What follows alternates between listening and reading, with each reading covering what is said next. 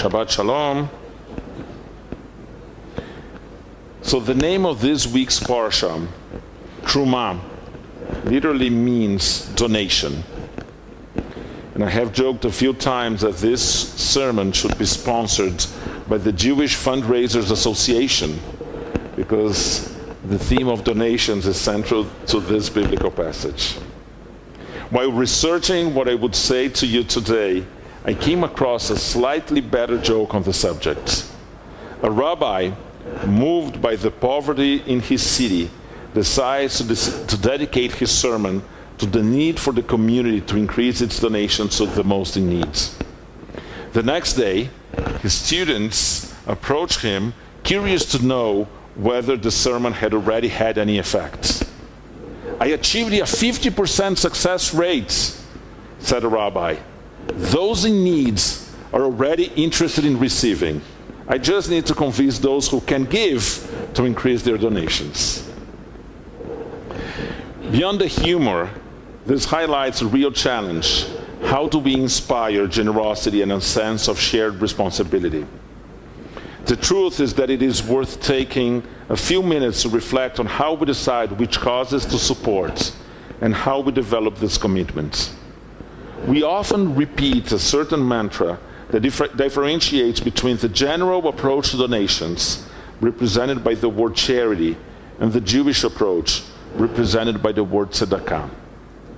In this narrative, we explain that the root of the word charity comes from the Latin caritas, which is associated with a form of love. In this way, giving charity is an expression of love, a voluntary act of generosity towards someone one cares for. Tzedakah, on the other hand, comes from the Hebrew tzedek, which means justice. Thus, giving tzedakah is an obligation to act in the world to restore balance and justice in our societies. I must confess that I do not like this narrative for at least two reasons. One, tzedakah is not only an obligation or a concern for a general state of justice in the world. It is also a way of showing that we care, that we have empathy for those in need.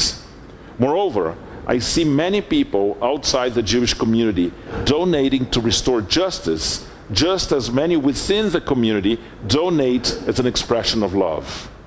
As is often the case, this attempt to qualify ours and theirs in absolute terms leaves much to be desired. That being said, it is true that the Torah places great emphasis on the issue of social justice, instructing us, among other precepts, to help people in difficulty, whether citizens or strangers, not to harden our hearts and to assist those in need, not to press for the repayment of debts, and to protect the orphan, the widow, and the foreigner. In broad terms, these teachings align with the commandment, tzedek, tzedek tirdof, justice, justice you shall pursue. Our parsha, however, made me reflect that new approaches may be useful when thinking strategically about philanthropy. This is another word on the matter. So now we have tzedakah, charity, and now we have philanthropy, which comes from the Greek and means love for humanity. The text of the parsha begins as follows: "Vaydaber Adonai el Moshe lemor, daber el bnei Israel, vayikhu li truma, me'et kol ish asher idvenu libo, tikhu et trumati." Adonai spoke to Moshe, saying, "Speak to the Israelites that they may take donations from me. Accept my donation from every person whose heart is moved to give." After listing various types of donations, metals and precious stones, fabrics and oils, God continues the instruction, "Vasuli mikdash v'shachanti betocham," and they shall make me a sanctuary, and I will dwell amongst them. Unlike the idea that Jewish donations always emphasize obligation and justice, this passage speaks of voluntary acts and generosity of the heart. By the way, just a parenthesis, we talk about pluralism in the way in which, in the Jewish tradition, many voices argue with each other and challenge each other, this might be the first time that the article that this rabbi wrote for Ad Kan disagrees with the sermon that the same rabbi is giving the following day. Because what yesterday I wrote for the Ad Kan is one understanding of tzedakah, and this sermon presents a slightly different understanding. So unlike the idea that Jewish donations always emphasize obligation and justice, this passage speaks of voluntary acts and generosity of the heart.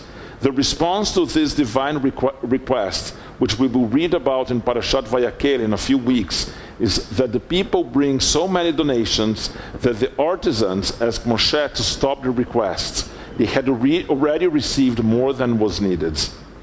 The request for donations in our Parsha was not about tzedakah, nor was it about correcting an injustice. In some way, the issue here was community building. When the Mishkan, the portable temple that the Hebrews built and using during their 40 years of wandering the desert, was completed, the people would point to various parts of the project and see how they had contributed to its realization. Some had donated earrings and other jewelry. Others had given fabrics, colored threads, animal skins.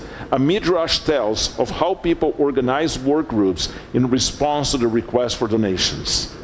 In response to this communal effort, God proclaimed, "Make me a sanctuary, and I will dwell amongst them." Many commentators have noted that one would have expected the Hebrews to build a sanctuary and for God to announce that God will dwell in it. But instead, the proclamation was that God would dwell among the people.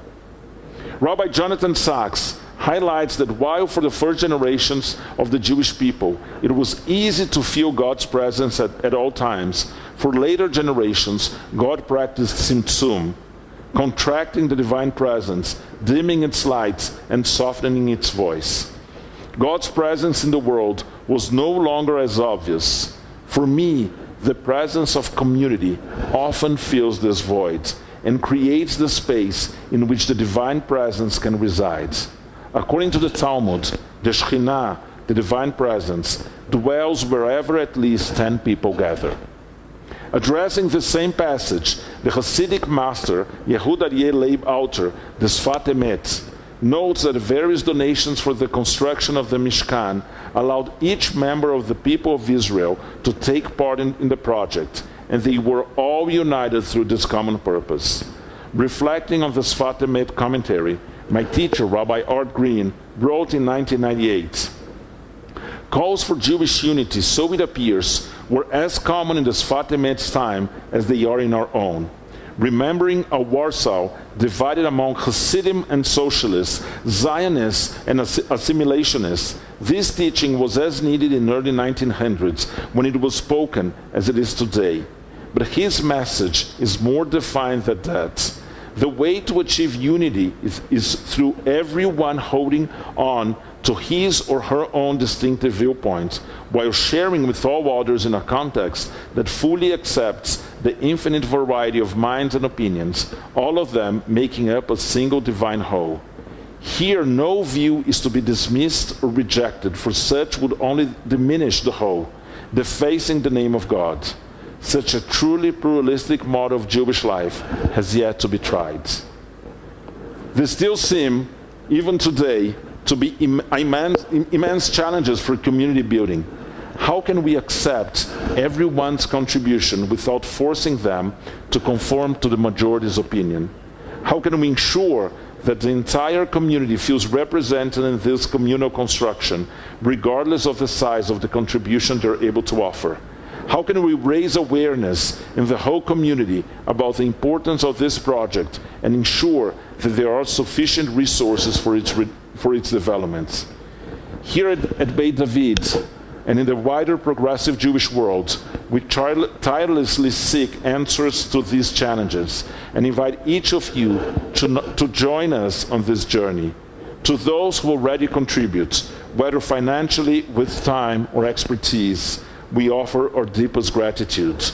To the entire community, we extend an invitation to join this effort to help shape the beautiful mosaic of Jewish life, diverse, rich, and undoubtedly a place where the Shekhinah dwells. Shabbat Shalom.